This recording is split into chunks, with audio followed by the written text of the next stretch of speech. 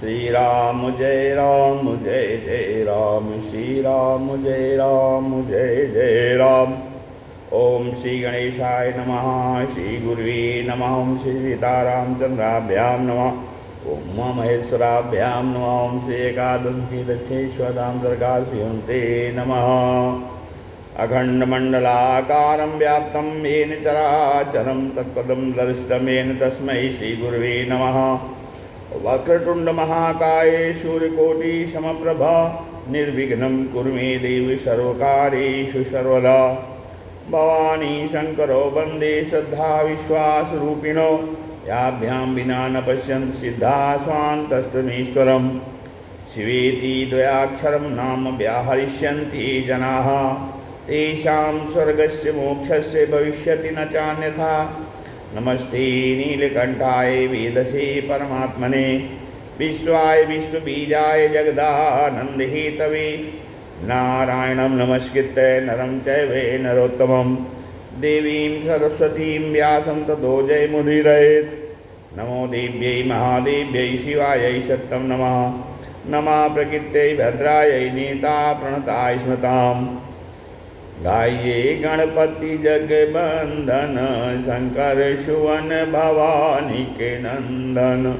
गाइए गणपति जगबंदन शंकर सुवन भवानी के नंदन। सिद्धि सदन गज बदन विनायक कृपा सिंधु सुंदर सबलायक। सिद्धि सदन गज बदन विनायक कृपा सिंधु सुंदर सबलायक। मोदक प्रिय मुद मंगल दाता विद्या वारिधि बुद्धि विधाता। मोदक प्रिय मुद मंगल दाता विद्या वारिधि बुद्धि विधाता। मांगत तुलसीदास कर जोरे, मांगत तुलसीदास कर जोरे। बसहु राम सिय मानस मोरे, बसहु राम सिय मानस मोरे। मात पिता गुरु गणपति शारद शिव समेत शंभु मुनि नारद। मात पिता गुरु गणपति शारद शिव समेत शंभु मुनि नारद। महावीर बिनवो हनुमाना राम जासु जस आप बखाना। महावीर बिनवो हनुमाना राम जासु जस आप बखाना। सुख सनकादि भगत मुनि नारद जे मुनिवर विज्ञान विशारद। सुख सनकादि भगत मुनि नारद जे मुनिवर विज्ञान विशारद। प्रणवो सबहि धरनि धरि शीसा, प्रणवो सबहि धरनि धरि शीसा। करहु कृपा जन जानि मुनीषा, करहु कृपा जन जानि मुनीषा। ओम नमः शिवाय हरि ओम नमः शिवाय। ओम नमः शिवाय हरि ओम नमः शिवाय। ओम नमः शिवाय हरि ओम नमः शिवाय। नमः शिवाय ओम नमः शिवाय। ओम नमः शिवाय हरि ओम नमः शिवाय। ओम नमः शिवाय हरि ओम नमः शिवाय। नमः शिवाय ओम नमः शिवाय। नमः शिवाय ओम नमः शिवाय। हर हर भोले नमः शिवाय, हर हर भोले नमः शिवाय। नमः शिवाय ओम नमः शिवाय। नमः शिवाय ओम नमः शिवाय।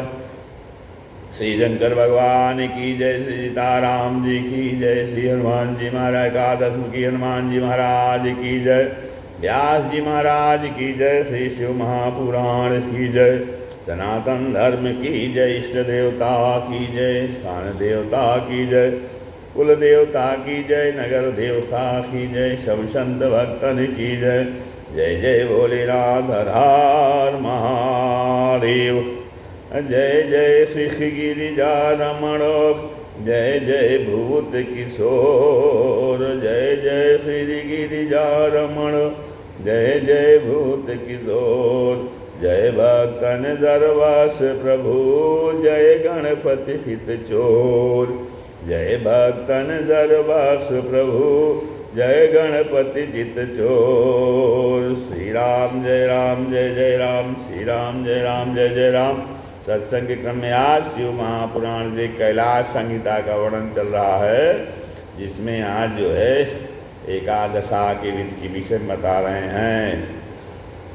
सही स्कंद जी कहने लगे, हे वामदेव जी, मिट्टी की वेदी बनाकर उसका सम्मार्जन तथा उपलेपन करें। पुण्याहवाचन करके पश्चिम से पूर्व की ओर क्रम से 5 मंडल बनाएं। प्रादेश मात्र चौकोर मंडल बनाकर उसके मध्य भाग में बिंदु, उसके ऊपर त्रिकोण मंडल, उसके ऊपर खटकोण मंडल, फिर उसके ऊपर गोल मंडल बनाकर देवताओं का पूजन करें। ओम ह्रीम ऐसे उच्चारण कर अग्नि रूप अतिवाहक देवता को आह्वायामि नमः, यहाँ तक ध्यान करके स्थापनाद मुद्रा दिखाकर राम ह्रीम रोम ह्रैं ह्रीं ह्रौं ह्रः क्रम से इनके अंग करे।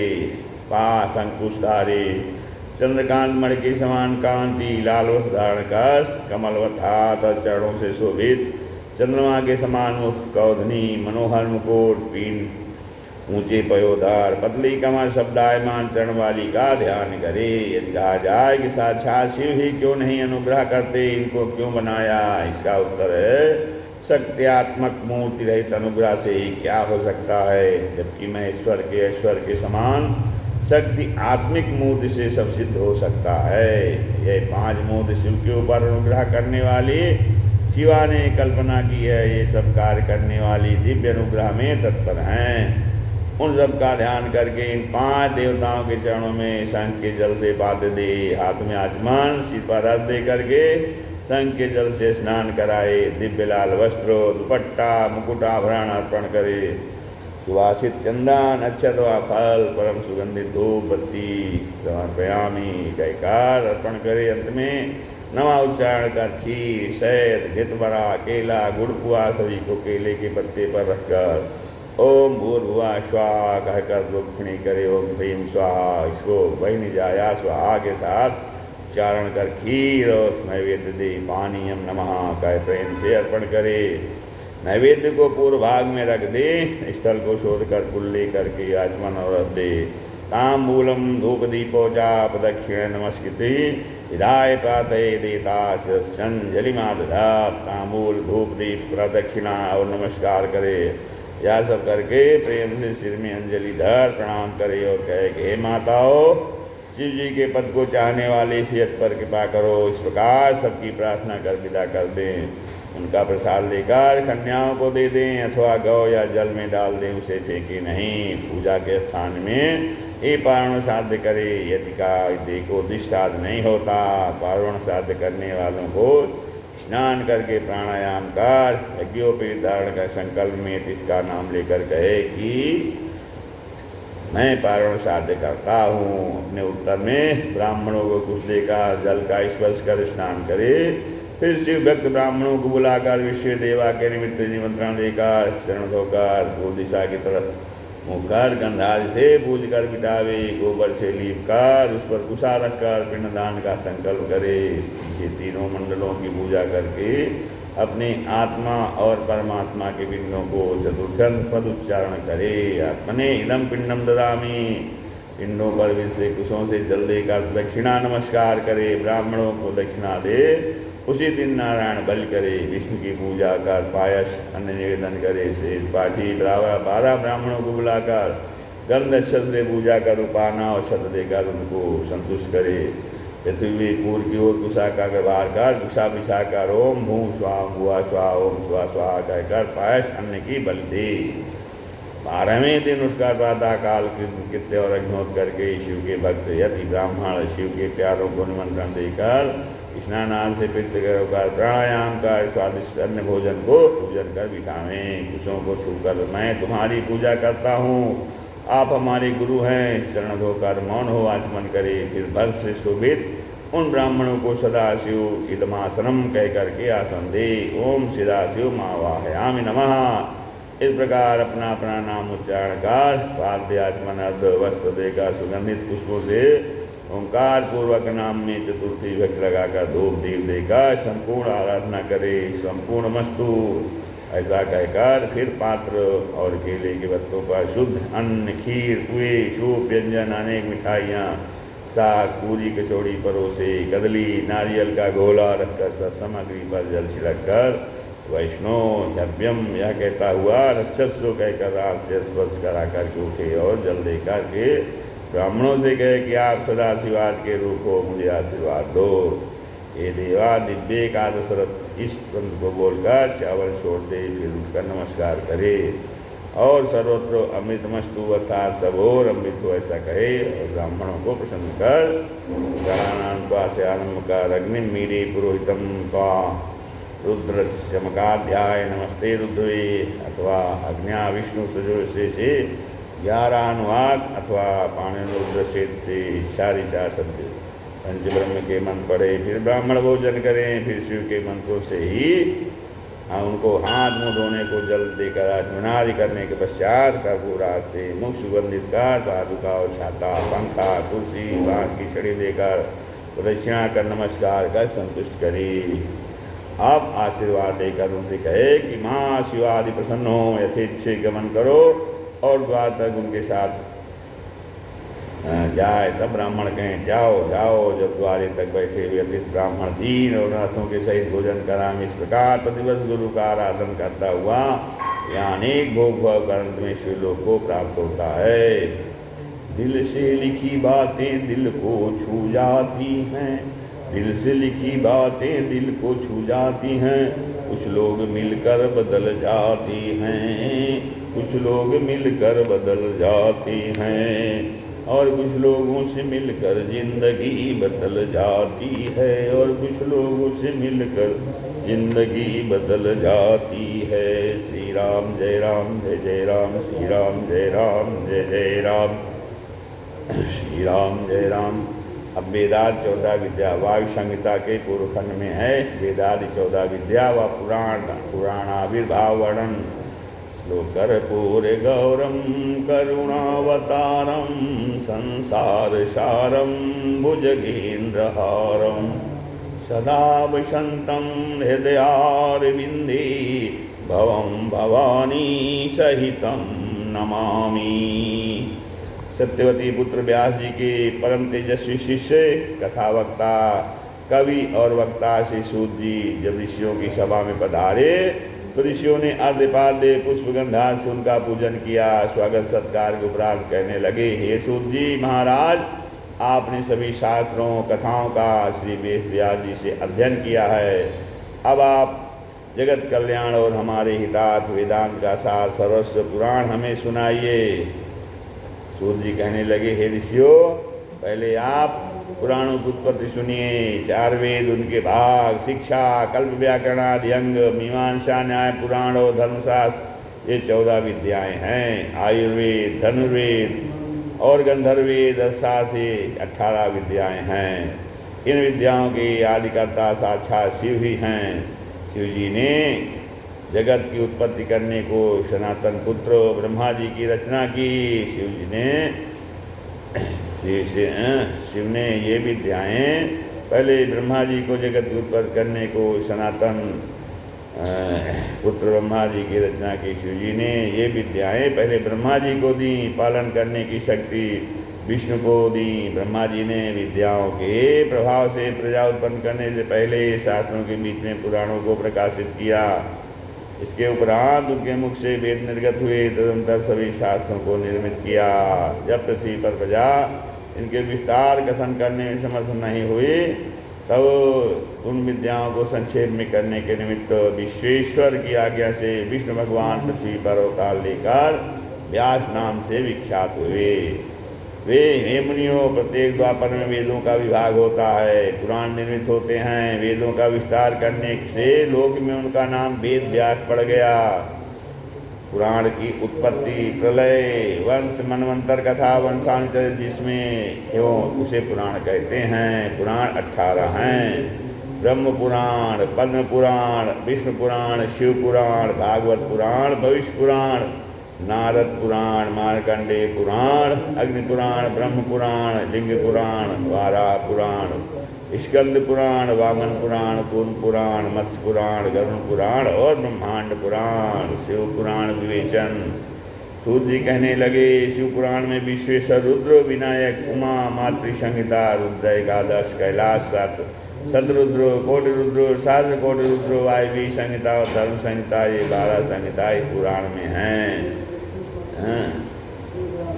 इसमें 24,000 श्लोक हैं। इसमें पहली विश्वेश्वर संहिता, दूसरी रुद्र संहिता, तीसरी शत्रुद्र संहिता, चौथी कोटरुद्र संहिता, पांचवी उमा संहिता, छठी कैलाश संहिता, सातवीं वायु संहिता है। अब इसमें विश्वेश्वर संहिता में 2002 और रुद्र संहिता में 10,500, शत्रुद्र संहिता में 21,180 और कोटरुद्र संहिता में 2,240, उमा संहिता में 1,840, कैलाश संहिता में 1,240 और वायु संहिता में 4,000 श्लोक हैं। वायु संहिता के 2 भाग हैं, जिनका जो है आगे वर्णन आएगा। पुराण संहिता यस्य प्रसादान्मयि वर्तते, नमो भगवते तस्मै व्यासायामित्येजसे। जिसके प्रसाद से यह पुराण संहिता प्राप्त होती है, उन परम तेजस्वी शिवाज जी को नमस्कार है। सूर्य जी कहने लगे, एक समय श्वेतवाराह कल्प में ऋषि मुनि ब्रह्म निरूपण के हितार्थ अनेक मृगों से भरे ब्रह्मवन में, जो 10 योजन चौड़ा और 100 योजन लंबा था, जो अनेक मसरों से पूर्ण था तथा विचित्र अनमोल मणियों से निर्मित ऊंचे ऊंचे भवने से पूर्ण था, देवता ऋषि मुनियों ने वहाँ सुंदर श्वेत वस्त्रों में संपूर्ण लक्षणों से युक्त हाथ में चमन लिए सूर्य की प्रभा के समान सरस्वती से सेवित ब्रह्मा जी को देखकर विनती करने लगे, नमोस्तु सर्वलोकाय सर्वलोक विधायिने सर्वात्मदेह संयोग वियोग विधेतवे। सर्वलोक स्वरूप सर्वलोकों को देखने वाले और संपूर्ण आत्मा देह के संयोग विधि के कारण आपके निमित्त नमस्कार है। ऋषि कहने लगे, हे ब्रह्मदेव, सब जीवों से बुरा ना आपके सिवाय कौन है? ब्रह्मा जी कहने लगे, जिससे ब्रह्मा विष्णु रुद्र इंद्रादिक हुए हैं, जो सृष्टि आदि कारणों का ध्याता नारायण हैं, जो उन पर उनका भी पर कारण है, उसके सिवाय और कोई वस्तु किसी से उत्पन्न नहीं होती। वह संपूर्ण ऐश्वर्य संपन्न स्वयं सर्वेश्वर हैं, जो प्रथम मुझ पुत्र को उत्पन्न कर ज्ञान प्रदान करता है, जो सब जीवों का प्रेरक है और जिसकी कृपा से मैंने प्रजापति का पद पाया है, जो ईश्वर सब जीवों का शासक है। वही एक भगवान रुद्र हैं, दूसरा कोई नहीं है। जो मनुष्य सत्भाव से उस शिव जी का ध्यान करता है, वह मुक्त हो जाता है। इनके बराबर न कोई वस्तु है, न ही इससे अधिक है। किसी वस्तु से इनकी तुलना नहीं हो सकती। बहुत कहने से क्या, जो गुप्त से भी गुप्त है, उसे वह शिव में भक्ति करनी है। इसमें संदेह नहीं कि शिव में भक्ति से प्राणी मुक्त हो जाता है। भक्ति से धर्म, धर्म से ज्ञान, ज्ञान से वैराग्य, वैराग्य से योग, योग से पराभक्ति और फिर प्रसन्नता प्राप्त होती है, और उनकी प्रसन्नता से पुरुष मुक्त होकर शिव समान हो जाता है। मनुष्य की जैसी प्रसन्नता होगी, वैसी उसे प्रसाद की प्राप्ति होगी। कोई घर में ही, कोई नरक में जाकर, कोई जन्म लेकर, कोई बालक तरुण वृद्ध होकर मुक्त हो जाता है, कोई तिर्यक यौन में, कोई पाप पुण्य क्षीण होने पर, और कोई स्वर्ग में जाकर वहाँ कुछ दिन रहकर मुक्त हो जाता है। इस तरह अनेक प्रकार से मुक्त होकर आनंद प्राप्त होता है। अब आप शिव जी को प्रसन्न करने के निमित्त वाणी मन के द्वेष से रोगहीन होकर के शिव जी का ध्यान करते हुए, सदा प्रीति से अग्निहोत्र करते हुए दिव्य 100 वर्षों के दीर्घ यज्ञ का अनुष्ठान करिए। यज्ञ के अंत में मन पढ़ने से वायु अवश्य आकर के तुम्हारे मंगल और कल्याण का उपाय करेंगे। इसके बाद पवित्र पुण्य देने वाली वाराणसी में जाना, जहाँ देवी के सहित पिनाकधारी शिव निवास करते हैं। वहाँ एक बड़ा आश्चर्य देखकर मेरे पास आना, तब मैं तुमसे एक ही जन्म में मुक्त होने का उपाय बताऊँगा। अब नैमिषारण्य में वायुदेव द्वारा ऋषियों को ज्ञान दिया जाना। एतन् मनोमयं चक्रम मया सृष्टं विसृज्यते, यत्राशीरति नेमि सदेश तपसा शुभा। ब्रह्मा जी कहने लगे, हे ऋषियों, मैं इस समय मनोमय चक्र त्यागन करता हूँ। जहाँ इसकी नेमि टूट जाए, वही देश तपस्या के योग्य जानना। इस लोग उस चक्र पीछे पीछे चले, जहाँ शिला पर जाकर के उसकी नेम शांत हुई, वही क्षेत्र ऋषियों के तप के योग्य नैमिषारण्य नाम क्षेत्र के नाम से प्रसिद्ध हो गया। उस स्थान पर बहुत विशाल यज्ञ हुआ। समाधि पर स्वयं वायु देवता आए, जिनकी सेवा जिसमें 49 पौन और अणिमादिक 8 सिद्धियाँ सेवा में रहती हैं। उनको आया ध्यानकार ऋषियों ने उनको बैठने को स्वर्णमय आसन दिए। ऋषि वायुदेव बोले, अब सभी कुशल से, आप सभी कुशल से तो हैं। सभी ऋषि हाथ जोड़कर दंडवत प्रणाम करने लगे। वायुदेव प्रसन्न होकर कहने लगे, आपके यज्ञ में कोई राक्षस विघ्न तो नहीं करता है। ऋषि कहने लगे, आपके इस स्थान पर आने से हमारा यज्ञ और तब सभी सफल हो गए। वायुदेवता कहने लगे, रुद्र देवता हम सभी श्रेष्ठ हैं, वही परम प्रकाश हैं, वही परम प्रकाश रूप हैं। इन्हीं के पास से भक्ति होती है, इन्हीं के पास से परम सुख मिलता है। नैमिषारण्यवासी ऋषि कहने लगे, आपने ईश्वर गोचर ज्ञान किस प्रकार प्राप्त किया है। वायुदेव बोले, श्वेत लोहित नाम वाले 21वें कल्प में ब्रह्मा ने सृष्टि की रचना करने की इच्छा से तप किया। उग्र तप करके शिव जी को संतुष्ट किया। तब शिव जी श्वेत नाम के मुनि के रूप में दिव्यवाणी में कहने लगे। उन्होंने दिव्यवाणी से में गायत्री सहित ब्रह्म ज्ञान का उपदेश किया। उस ज्ञान को पाकर ब्रह्मा जी स्थावर जंगल प्राणियों का निर्माण करने लगे। मैंने भी उन्हीं ब्रह्मा जी से तो ज्ञान और तपोवन की महिमा को जाना है। ऋषि कहने लगे, हे वायुदेव जी, आपने वह ज्ञान कैसे प्राप्त किया था। वायुदेव कहने लगे, मैंने पूर्व काल में शिव संबंधी ज्ञान प्राप्त किया। सुख की इच्छा करने वाले मनुष्य को प्रेम करना चाहिए। अज्ञान से उत्पन्न दुख ज्ञान से दूर हो जाता है। अजड़ जीव जड़ प्रकृति इन दोनों का ही यही नियंता है। उसको पशु पाश पति इन 3 नामों से कहते हैं।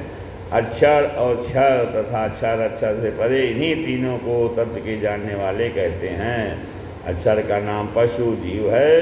ब्रह्म ज्ञान से पास प्रकृति क्षीण होती है, इसी से पास का नाम क्षर है। जो अक्षर से भी परे उसे पति कहते हैं। मुनि कहने लगे, क्षर किसे कहते हैं, अक्षर किसे कहते हैं। वायु बोले, प्रकृति का नाम क्षर है, पुरुष को अक्षर कहते हैं, और जिन दोनों को प्रेरणा देता है उसे परमेश्वर कहते हैं।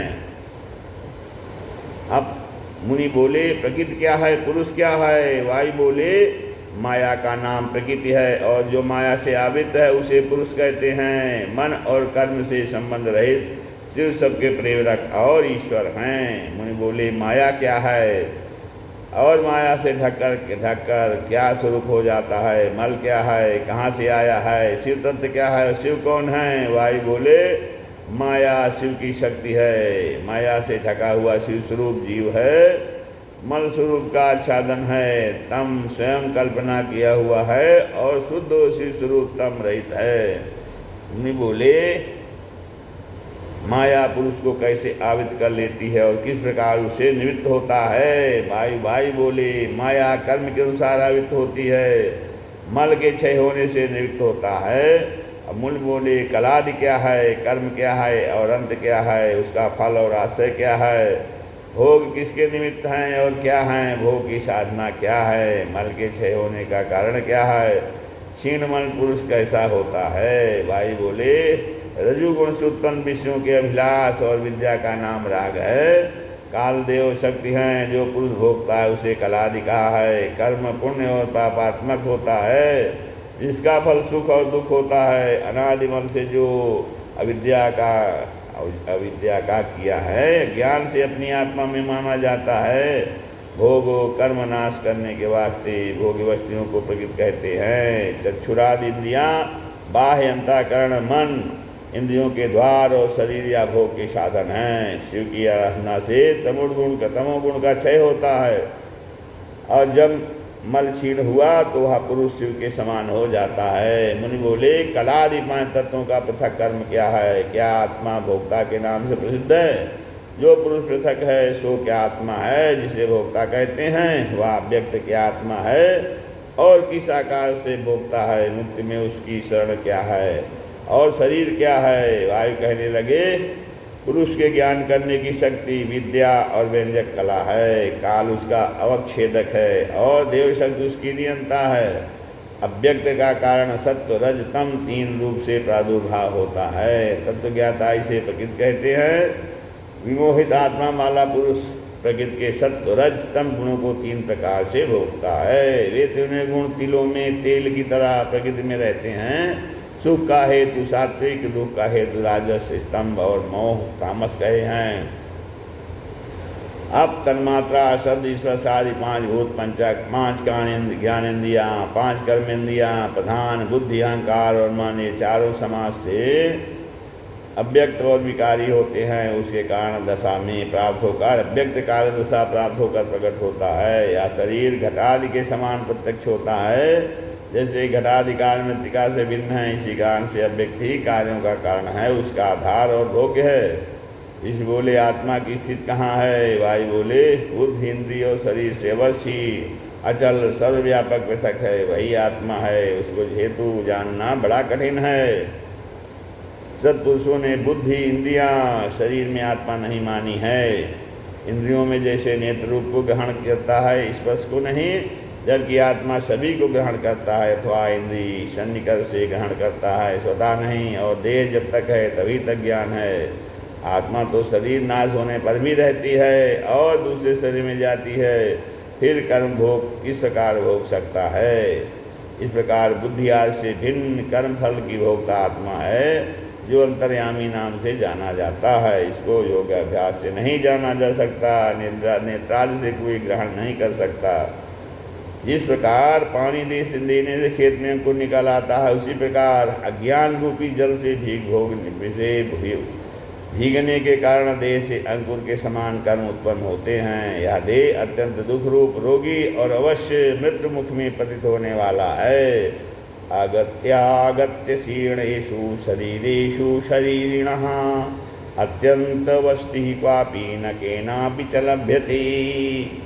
इसके कितने शरीर हो गए, कितने होंगे? यह पुरुष एक शरीर के जीव होने पर दूसरे शरीर में प्रवेश करते हैं। कोई भी एक ही शरीर में निरंतर नहीं रहता। जैसे हैं वासांसि जीर्णानि यथा विहाय नवानि गृह्णाति नरोपराणि तथा शरीराणि विहाय जीर्णानि अन्यान्यन्यानि शयाति नवानि देहि। कहते हैं जिस प्रकार मनुष्य पुराने वस्त्रों को त्याग कर नए वस्त्र धारण करता है, उसी प्रकार आत्मा पुराने तथा व्यर्थ शरीरों को त्याग कर नवीन तथा भौतिक शरीर धारण करती है। नैवास्य भविता कश्चिन्नाशो भवति कस्यचित् पतिसंगम एवायम दारई पुत्रैश्च बंधुभिः। उस पुरुष का न कोई हुआ है न होगा, स्त्रियों और बंधुओं का संगम रास्तागीर मुसाफिरों के समान है। जिस प्रकार समुद्र की लहरों से 2 काष्ठ मिलते हैं और फिर मिलकर अलग हो जाते हैं, प्राणियों का समागम भी किसी प्रकार का है। ब्रह्मा से लेकर स्थावर तक सबकी संज्ञा पशु है, पशुओं के निमित्त ही है। यह दृष्टांत है।